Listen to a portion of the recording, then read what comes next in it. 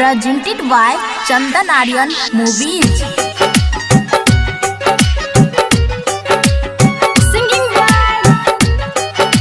Singing by Gudulal Yadav. हाँ जल्दी से बहरा निकल गे छौड़ी, घर में किए घुसल छी। दूसरा से तू बात करे छी, हमरा से किए रुसल छी।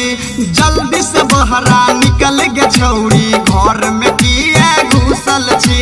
दूसरा से तू बात करे छी, हमरा से किए रुसल। हरदम राख छी तू दोसरा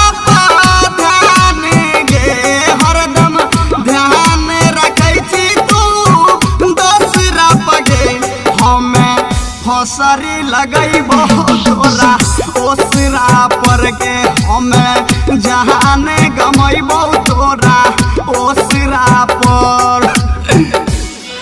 Presented by Chandan Aryan Movies. हमें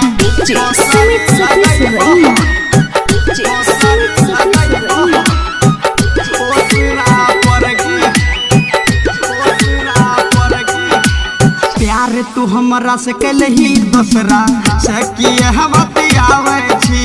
इतना प्यार करे के बाद भी उल्टे रिश्क देखावे छी। जो लगे जो प्यार तू हमरा से कलही, दूसरा से किए बतियावे छी।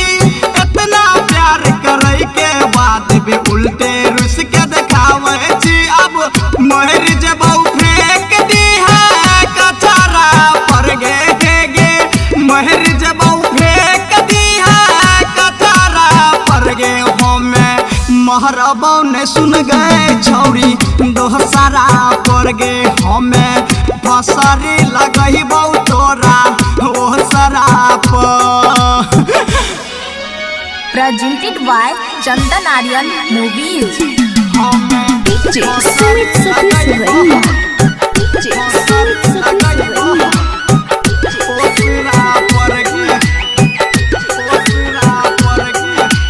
बाबू सोना कही कही प्यार के लिए एक तरफा गे।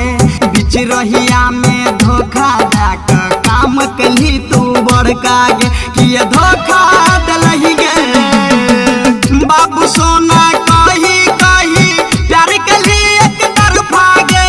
बीच रहिया में धोखा देक काम के लिए तू बड़का। राइटर बिपिन राय गुड्डू के रखिया